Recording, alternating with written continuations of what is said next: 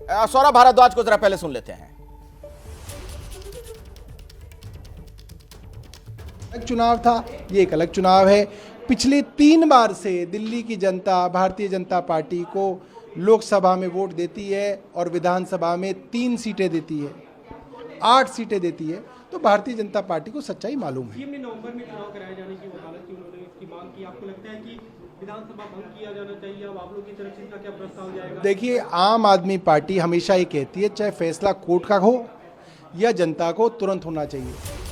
Supreme court ने भी कहा कि केंद्र सरकार और सीबीआई जानबूझ के इस फैसले को भी रोक रही है, ट्रायल शुरू नहीं कर रही है। 2 साल हो गए, अभी तक ट्रायल शुरू नहीं हुई।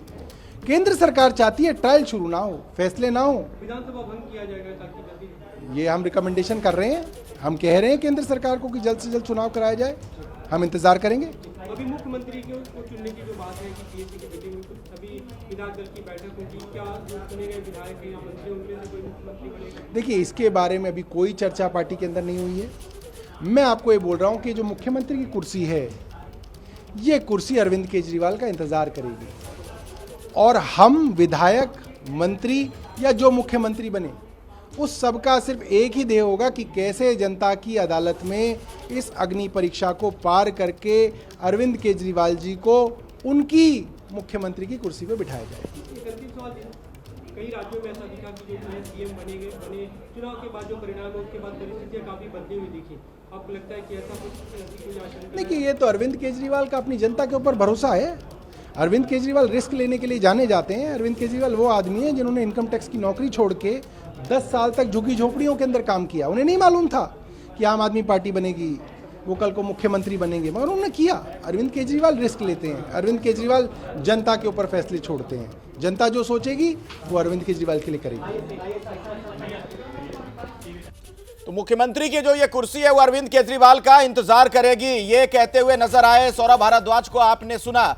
अब एक सवाल ये भी खड़ा हो रहा है इस पूरी खबर में, आप देखिए तो इसका एक पहलू ये भी है कि हरियाणा में जो चुनाव होने जा रहा है, बिल्कुल चुनाव की तारीख नजदीक आ गई है। वहां पर आपको पता है आम आदमी पार्टी 90 की 90 सीटों पर चुनाव लड़ रही है। रामकृपाल जी, क्या वहां भी इसका कोई असर आप देखते हैं, ये जो अरविंद केजरीवाल ने अभी कदम उठा लिया है?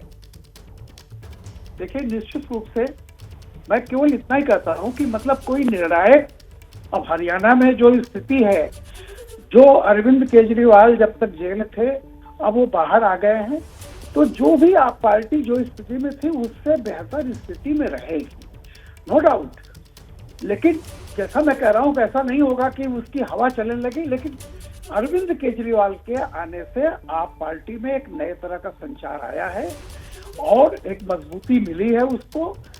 और आज का जो ये फैसला है, मैं निश्चित तौर पर कहूंगा, जैसे चाहे वो मजबूरी का फैसला हो, आपदा में अवसर तलाशने का, लेकिन आप पार्टी के लिए और अरविंद केजरीवाल के लिए एक मौका तो है कि जैसे एक विक्टिम की, मान लीजिए हम इतने दिनों के बाद जेल में रहे, अब निकले हैं, तो जो भी आप पार्टी को लेकर के थोड़ा दुविधा में रहा होगा, मुझे लगता है उसकी सिंपैथी अरविंद केजरीवाल की तरफ आएगी। देखिए, लेकिन फाइनल फरवरी में क्या होता है मैं ये नहीं कर सकता।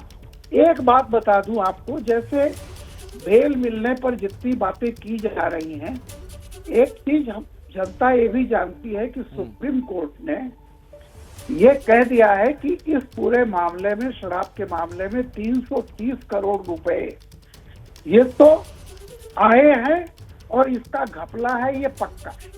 अब सवाल इस बात का है कि ये लिया किसने है, इसके लिए गुनहगार ऐसे होता जैसे घर में से कोई आपके चोरी हो गई हो, एक अंगूठी चली गई हो और घर के सब लोग कहते हैं हमने नहीं लिया, तो अंगूठी तो गई है।